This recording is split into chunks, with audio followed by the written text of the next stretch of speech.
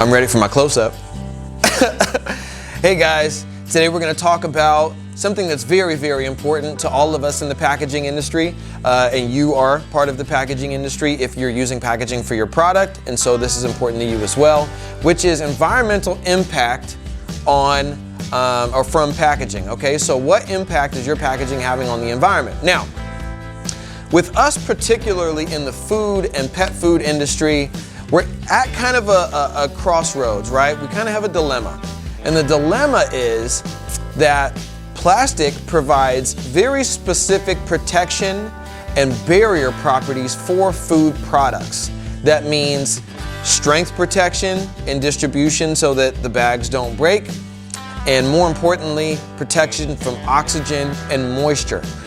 And the developments as of yet that are more environmentally friendly, typically, I'd say pretty much in all, don't offer the same barrier protection as plastic. And we hate that as much as everybody else, but if we switch to some organic material that's better for the environment, but now your granola, your candy, your everything on the shelf is going stale or molding within 2 weeks, or by the time it shows up at the store, that just doesn't work. It's not even a choice. If the product is spoiled by the time it hits the shelf because we used a different bag, then the food was worthless and the whole thing was a waste. So we have to try to find that happy medium between what's environmentally friendly and what's actually going to protect the product. So we've talked before about, I don't have one within arm's reach, but we've talked before about our recyclable material.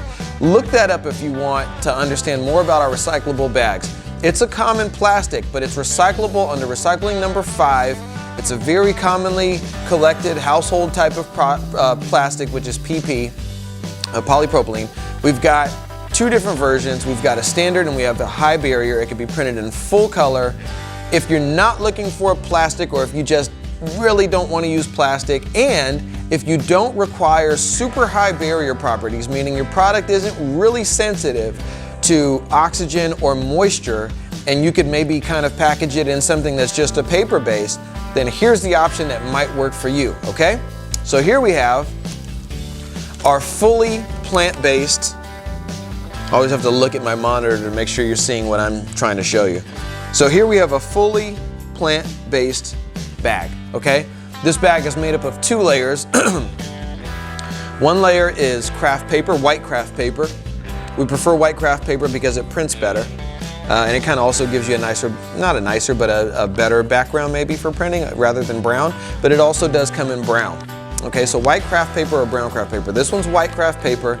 And the inside layer is a biofilm, not a plastic, called PLA. PLA is typically made from vegetable starches.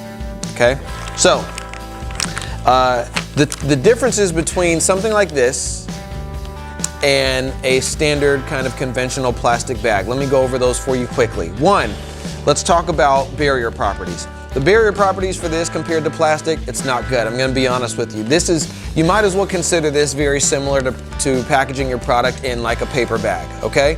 Now, be careful, because on the internet, I've seen a lot of people misrepresenting the capabilities of a similar product to this because they wanna sell you on it. But make sure that you see some sort of lab testing or proof behind what they're telling you this product is capable of. More importantly, or even better than that, instead of taking some random specs from somebody on a document, do a shelf life test.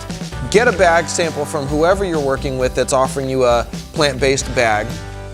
Put your product in it. Sit it on the shelf in real time. Take the time to do this, or else you're gonna have a big problem later. 2 months, 3 months, whatever your desired shelf life is, let it sit there under whatever you think the normal conditions might be, hopefully around room temperature, just for a kind of midline basis. And then take your product out, maybe at different intervals, or maybe just wait the whole 3 months, 2 months, put 7 different bags in, take one out in 1 month, take one out in 2 months, and make notes about it and understand what's gonna happen to your product in distribution if you use that material before you just do a run of those bags and then end up having calls from your vendor, your buyer, or whatever your accounts are, or your customers saying my product is bad, or bad reviews on Amazon. Nobody wants that. So be careful before you just make the transition to a material like this from plastic. So that's the first thing, is the barrier properties. The second thing, and I don't even think I'm holding this up. Let me back up a little bit. At least that way I feel like you can see this. The second thing that you're gonna wanna consider is the printing, okay? Now, when printing directly on Kraft paper, there are limitations, all right? It's not like plastic where we can print 9 colors, full color, photograph images, Pantones, blah, blah, blah. It's not possible. When printing rotogravure, which is what we do and what most larger shops do, you can really only print maybe 2 colors directly on Kraft paper.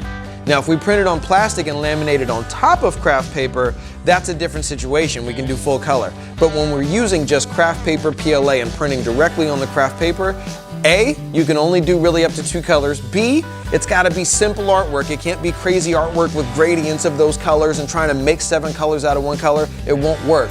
And C, it's gonna be a little bit spottier and grainier than what you're used to. Now, some people like that look. It has a more natural and authentic kind of look, so don't shy away from that because it's not super sharp. It's not plastic, it's a different material, it's a different look, okay?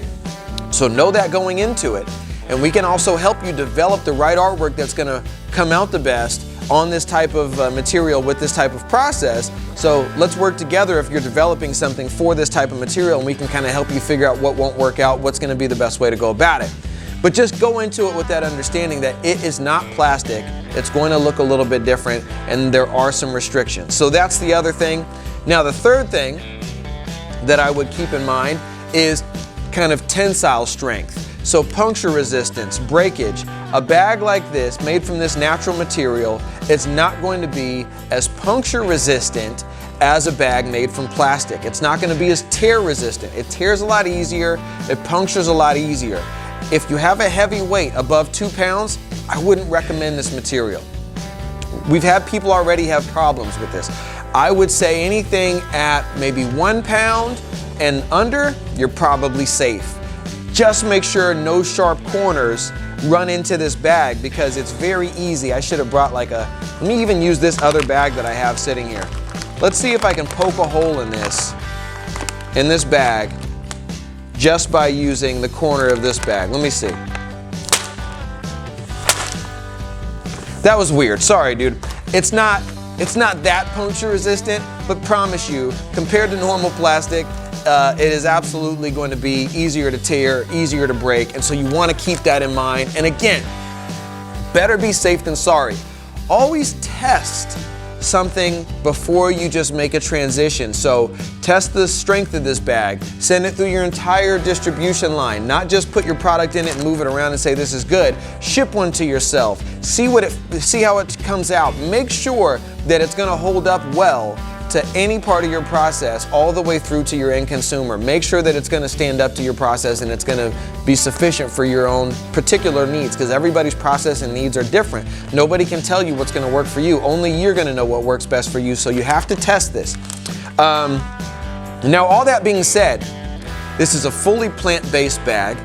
Okay, so it does have that, and it is certified for industrial composting by OK Compost. So this can be taken to any industrial composting facility and can be composted that way. And it emits fewer greenhouse gases. And so when this is degrading, then it's going to release fewer gases than some of the other eco-friendly options that are out there on the market now. So this is probably, in all honesty, the most eco-friendly option on the market today is Kraft Paper PLA, but it's got some pretty heavy limitations. It's not as strong, it doesn't have as good a barrier properties, you can't use it with a heavyweight product, you shouldn't, and there are some pretty